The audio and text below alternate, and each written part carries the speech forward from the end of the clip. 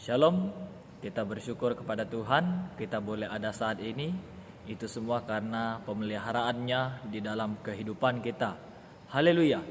Pada kesempatan ini, saya akan berbicara tentang satu tema, yaitu The Lover of Wisdom. Artinya pencinta hikmat Tuhan. Mari kita membuka Alkitab. Kita buka di 1 Korintus pasal 2. 1 Korintus pasal 2 ayat 4 dan 5. 1 Korintus pasal 2 ayat 4 dan 5. Saya bacakan. Baik perkataanku maupun pemberitaanku tidak kusampaikan dengan kata-kata hikmat yang meyakinkan, tetapi dengan keyakinan akan kekuatan roh, supaya iman kamu jangan bergantung pada hikmat manusia, tetapi pada kekuatan Allah. Puji Tuhan atas pembacaan firman Tuhan ini. Ini merupakan nasihat Rasul Paulus kepada jemaat yang ada di Korintus, supaya iman mereka jangan bergantung kepada hikmat manusia, tetapi pada kekuatan Allah. Sesuai dengan tema kita pada kesempatan ini, yaitu pencinta hikmat Tuhan. Kita akan membahas dari segi Paulus terlebih utama. Siapa itu Paulus? Paulus adalah seseorang yang menganiaya orang-orang percaya sebelum Paulus mengenal Kristus sebagai Tuhan dan Juru Selamat. Paulus adalah orang yang pintar. Paulus sudah terdidik dari sejak kecilnya mengetahui hukum Taurat dan mengetahui hukum-hukum Allah. Paulus pintar dan berhikmat secara manusia. Mari kita membuka di Filipi pasal 3.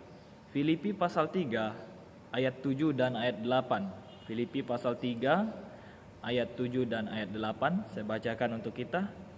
Tetapi apa yang dahulu merupakan keuntungan bagiku, sekarang ku anggap rugi karena Kristus.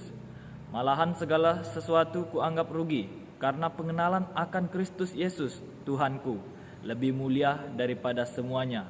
Oleh karena dialah aku telah melepaskan semuanya itu dan menganggapnya sampah supaya aku memperoleh Kristus. Ketika Paulus sadar dan mengetahui bahwa Kristus adalah Tuhan dan Juru Selamat yang menebus manusia dari dosa, segala sesuatu yang Paulus kejar dari kehidupannya yang dahulu dia tinggalkan. Dia berbalik arah dan memusatkan hidupnya hanya untuk melakukan pekerjaan Kristus. Karena apa? Paulus katakan bahwa yang dahulu dia anggap keuntungan, dia anggap kepentingan. Setelah dia mengenal Kristus, dia menganggap semua yang dahulu rugi karena dia sudah mengenal Kristus. Jadi di dalam surat Paulus kepada jemaat yang ada di Korintus, seperti yang kita bacakan di 1 Korintus pasal 2 ayat 4 dan ayat 5, khususnya ayat 5, supaya iman kamu jangan bergantung pada hikmat manusia, tetapi pada kekuatan Allah.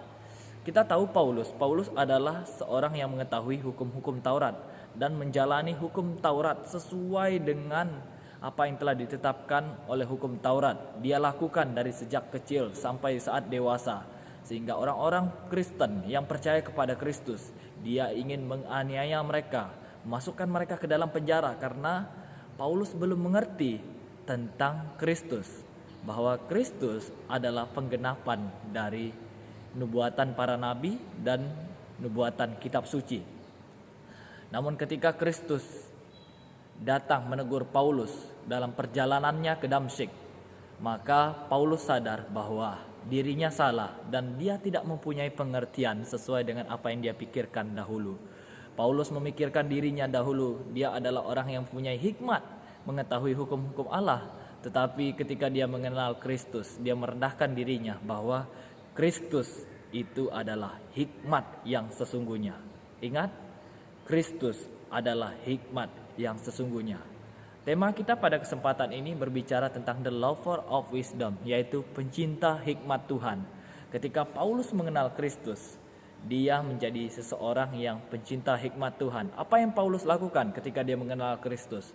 Dia mengenal Kristus dan melaksanakan tugas apa yang Kristus kehendaki dalam kehidupannya, yaitu untuk memberitakan Injil Kerajaan Allah kepada orang-orang yang belum percaya dan meneguhkan iman mereka supaya orang-orang bertobat dan datang kepada Kristus dan mengakui bahwa Kristus adalah Tuhan yang memberikan hidup kepada manusia. Ini adalah hikmat yang sesungguhnya, yaitu mengenal Kristus dengan sungguh-sungguh. Dalam Perjanjian Lama, Salomo juga menulis bahwa di kitab Amsal, permulaan hikmat adalah takut akan Tuhan. Ketika Paulus sadar dan mengetahui bahwa Kristus adalah Tuhan yang menebus hidupnya, dia menjadi orang yang takut akan Tuhan, taat kepada hukum-hukum Kristus, dan memberitakan Injil kepada semua orang yang belum percaya. Jadi pada kesempatan ini, pencinta hikmat Tuhan dapat kita lihat di dalam diri Paulus setelah dia mengenal Kristus. Apa yang Paulus lakukan dalam kehidupannya?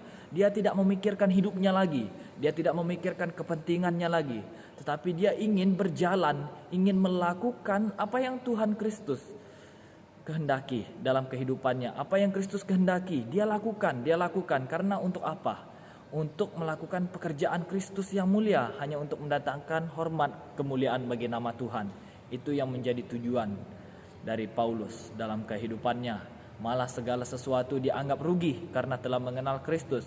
Ini merupakan surat teguran kepada jemaat yang ada di Korintus bahwa mereka harus mengenal Kristus dan mentaati hukum-hukum Kristus dalam kehidupannya. Mengenal Kristus berarti bahwa percaya Kristus telah menebus hidup mereka dan membawa mereka kepada hidup yang baru dan melakukan apa yang Kristus kehendaki bagi setiap orang percaya yang ada di Korintus. Demikian juga dengan kita saat ini.